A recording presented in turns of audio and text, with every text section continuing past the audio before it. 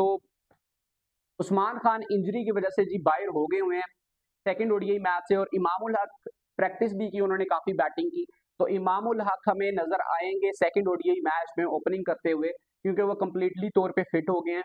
वो दोबारा से हमें मैच में खेलते हुए दिखाई देंगे, ओपनिंग करते हुए दिखाई देंगे सेकंड ओडीआई मैच में अगेंस्ट न्यूजीलैंड। अब्दुल्ला शफीक के साथ जो सेकंड ओपनर होंगे वो होंगे जी इमामुल हक। तो इमामुल हक और अब्दुल्ला शफीक ये दोनों ओपन करते हुए दिखाई देंगे।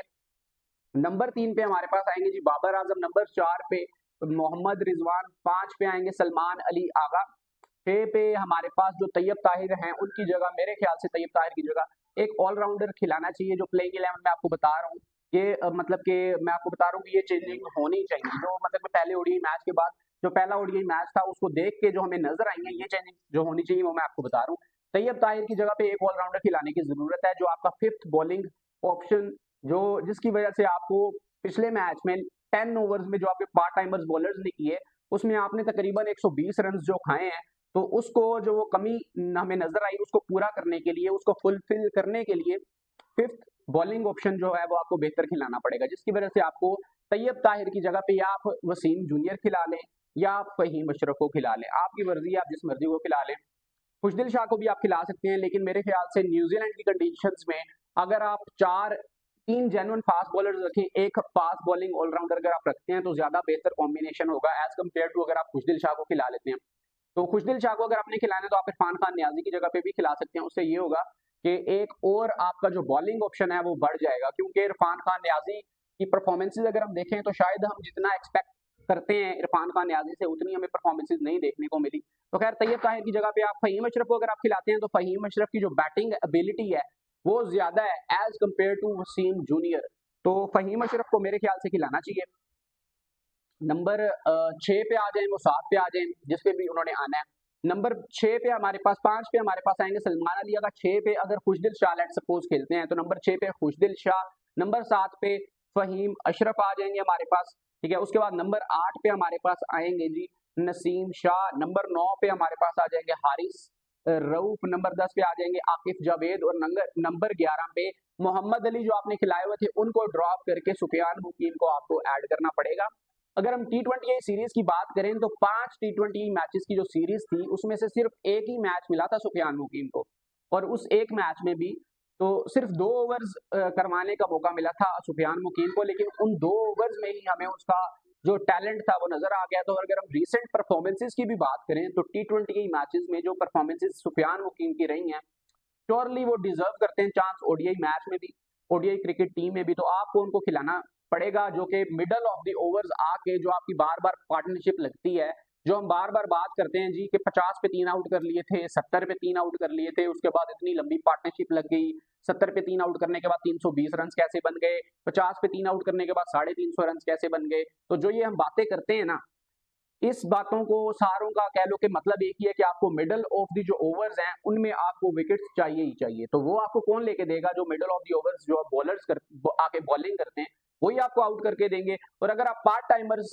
से बॉलिंग करवाएंगे मिडल ओवर्स में तो कंटेन तो कहीं हद तक शायद कहीं ना कहीं कर लें, वो भी कभी कभार ही नजर आता है, लेकिन आपको विकेट्स जो विकेट टेकिंग एबिलिटी होती है वो पार्ट टाइमर्स में वो नहीं होती, जो स्पेशलिस्ट जो जेन्युइन बॉलर्स होते हैं उनमें होते हैं। तो सुफियान मुकीम आपका वो जो रोल है ना वो एक कंप्लीट अच्छे तरीके से रोल प्ले कर सकता है, विकेट टेकिंग जो रोल आपको चाहिए मिडल ओवर्स में खास तौर पे। तो मेरे ख्याल से सुफियान मुकीम को चांस देना चाहिए on place of in the place of Mohammad Ali, जो पहले मैच में इतना कोई इफेक्टिव हमें दिखाई नहीं दिए। तो बॉलिंग ऑप्शंस की अगर मैं बात करूं, जो प्लेइंग 11 मैंने आपको बताई, एक बार दोबारा से बताऊं, इमामुल हक, अब्दुल्ला शफीक, बाबर आजम, मोहम्मद रिजवान, सलमान अली आगा, खुशदिल शाह, फहीम अशरफ, नसीम शाह, हारिस रऊफ, आकिफ जावेद एंड सुफियान मुकीम। इसमें बॉलिंग ऑप्शंस अगर आप देखेंगे फास्ट बॉलर्स की अगर मैं बात करूं, 3 जेन्युइन फास्ट बॉलर्स हैं। हारिस रऊफ आपके पास है, नसीम शाह आपके पास है, आकिफ जावेद आपके पास है। Akif Javed and Naseem Shah new ball share कर सकते हैं, Haris Rauf middle of the overs में आके पुराने बॉल से बॉल कर सकता है। उसके बाद फहीम अशरफ भी नए बॉल से काफी हद तक बेहतर बॉलिंग कर लेते हैं, ठीक है। फहीम अशरफ से लाजमी नहीं आपने 10 ओवर्स पूरे ही करवाने हैं। अगर फहीम अशरफ आता है, 3 आपके पास जेन्युइन फास्ट बॉलर हो गए जिनमें मौजूद है नसीम शाह, हारिस रऊफ और इनके साथ आकिफ जावेद। चौथा आपके पास फास्ट बॉलिंग ऑलराउंडर है वो है फहीम अशरफ। उसके बाद स्पिन बॉलिंग में अगर आप देखेंगे ऑप्शंस में, सुफियान मुकीम आपके पास जेन्युइन स्पिन बॉलर है, ठीक है, ये 5 आपके पास बॉलिंग ऑप्शन हो गए हैं जो कि तकरीबन कंप्लीट बॉलर हैं, फ़हीम अशरफ को भी अगर मैं बात करूँ। उसके बाद अगर स्पिन बॉलिंग में देखें सुफियान मुकीम के बाद तो सलमान अली आगा आपके पास हैं, जो शायद 2 से 3 ओवर्स कर सकते हैं जहाँ पे ज़रूरत पड़ेगा। खुशदिल शाह आपके पास हैं, वो भी शायद 2 से 3 ओवर्स कर सकते हैं जहाँ पे आपको ज़रूरत पड़ेगी। तो 7 बॉलिंग ऑप्शंस आपके पास हैं, जिनमें से 4-5 ओवर्स मेरे ख्याल से फ़हीम अशरफ कर सकते हैं।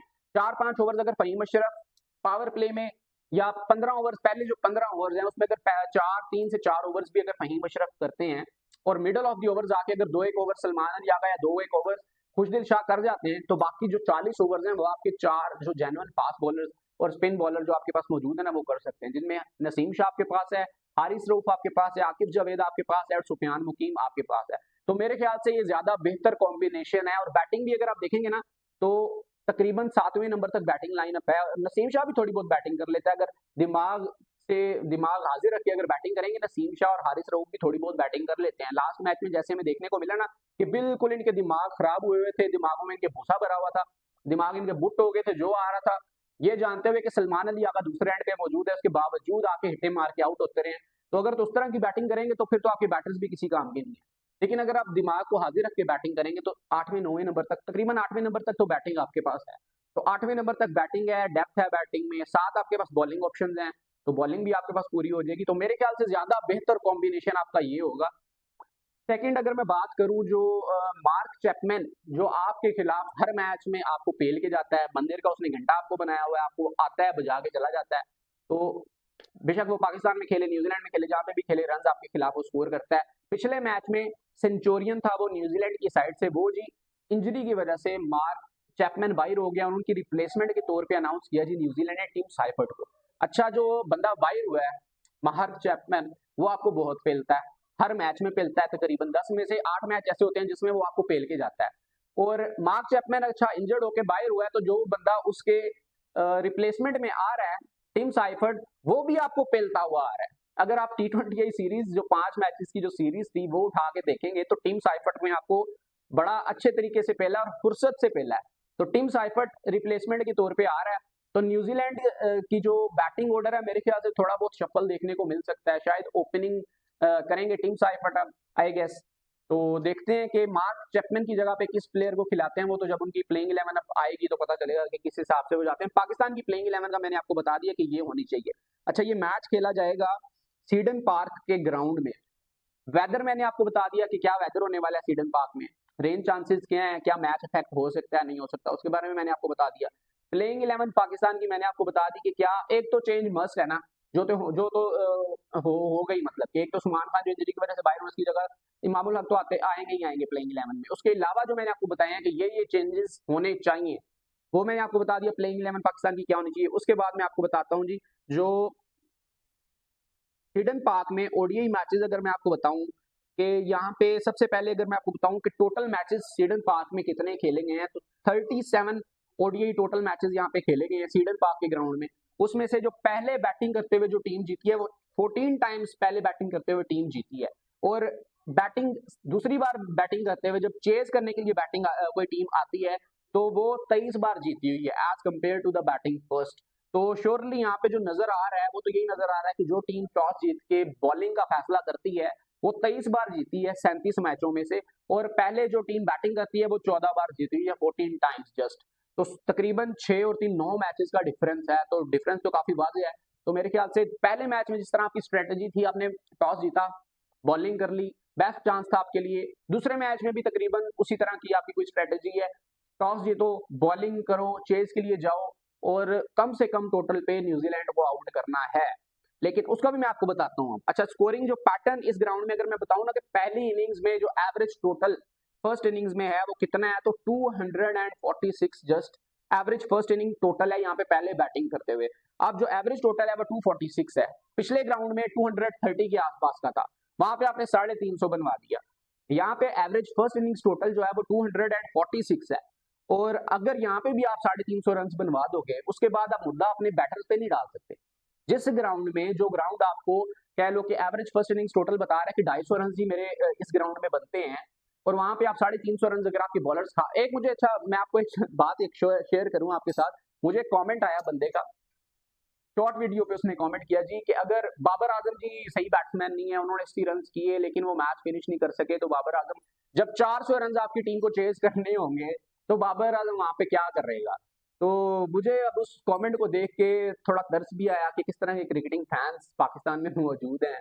सारे नहीं है इस तरह के, थोड़े बहुत गिने चुने होंगे, लेकिन मैं कहता हूँ कि 400 रन जब आपकी टीम खाएगी तो आप अपने बॉलर्स को पकड़ोगे जाके या अपने बैटर्स को ब्लेम करोगे भाई 400 रन चेज क्यों नहीं किए। तो ये आपके टीम के हालात हैं भाई कि अगर आपने 400 रन खाने हैं तो कंप्लीटली बॉलिंग फेलियर है भाई आपको। और हर मैच में तकरीबन हमें हर मैच में ओडीआई में 300 रन, 350, 350 चेज करने को मिल रहे हैं। तो अगर आपकी टीम हर मैच में, हर बॉलिंग आपकी जो यूनिट है हर मैच में 300, 350, 350, इवन 400 रन जैसे कि भाई ने बोला आपकी टीम खाएगी ना आपकी बॉलिंग यूनिट, तो आपका बॉलिंग यूनिट आपको चेंज करने की जरूरत है। ना कि आप ऐसे बैटर्स ऐड करें कि भाई जो 400 चेज कर सके। तो अगर आप ऐसे बैटर ऐड करते हो कि जो जिन्होंने 400 रन चेज करने हैं, कहीं वहां पे आपको ट्रिकी पिच देखने को मिल गई तो आपके तो बैटर्स की तो नैया डूब जाएगी ना लंका डूब जाएगी फिर तो। क्योंकि जहां पे आपको ट्रिकी पिच, जहां पे स्विंग हो, सीम हो या स्पिनर्स के लिए असिस्ट हो, हेल्प हो पिच में, वहां पे आपको बैटर्स वो चाहिए जिनके टेक्निक सॉलिड हो, जो सर्वाइव करना जानते हो। जब आपको वैसे बैटर्स अपनी टीम में रखेंगे तो ठीक है आप 400 रन नहीं चेज कर सकते, लेकिन उस तरह की पिचेस पे 400 रन बनते भी नहीं है। और ओडीआई मैचेस में, टी20 में कह सकता हूं मैं यार चलो ठीक है आप ऐसे बैटर्स ऐड करो जिनकी टेक्निक चलो बाढ़ में जाए, अच्छी टेक्निक है नहीं है, आप ऐसे बैटर्स ऐड कर दो जिनकी पावर हिटिंग एबिलिटी अच्छी है। लेकिन अगर लॉन्गर फॉर्मेट की मैं बात करूं, टेस्ट मैचेस की या ओडीआई मैचेस की, आपको ऐसे बैटर्स श्योरली ऐड करने पड़ेंगे जिनकी टेक्निक्स अच्छी हो। और ठीक है आपके बैटर्स जो है वो भी, मतलब कि बैटिंग में मैं बात नहीं करूंगा, बैटिंग आपकी ठीक है। हाँ, नंबर 5, नंबर 6 पे जो आपके बैटर्स हैं वो परफॉर्म नहीं कर रहे, पावर हिटिंग एबिलिटी उनमें मौजूद है लेकिन वो नहीं डिस्प्ले कर पा रहे। ठीक है हम थोड़ा सा उन्हें और टाइम दे देते हैं, लेकिन पास में हमारे पास इफ्तिखार अहमद इनसे अच्छा परफॉर्म करते रहे। अगर हम स्टार्ट या रिकॉर्ड देखेंगे तो इनसे बेटर परफॉर्म करते रहे। लेकिन खैर एवरेज फर्स्ट इनिंग्स टोटल जी 246 इस ग्राउंड में, हाईएस्ट टोटल जो बना हुआ है इस ग्राउंड पे वो है 363 for the loss of 4 wickets, जो कि बनाया था वेस्ट इंडीज ने। लोएस्ट टोटल की अगर मैं बात करूं तो इंडिया की टीम यहाँ पे 92 रन पे, जस्ट 92 रन पे ऑल आउट हुई हुई है फॉर द सारी विकेटें की मतलब कि गिरी हुई है 92 रन पे। और ये लोएस्ट टोटल है, ये हाईएस्ट टोटल। स्कोरिंग पैटर्न की अगर मैं बात करूं 37 मैचेस में से सिर्फ 6 बार ऐसा हुआ है कि 200 से कम रन बने हैं इस ग्राउंड में, सिर्फ 6 बार 200 से कम रन बने हैं 37 मैचेस में। और स्कोर जो बना है जी 200 से 250 के बीच में, 200 से 249 या 250 रन, 200 से 250 के बीच जो रन बने हैं वो बने हैं जी 12 बार 37 मैचेस में। 6 बार 200 से कम, 12 बार 200 से 250 और 14 बार 14 टाइम्स 250 से 300 के बार यहाँ पे रन बने हैं।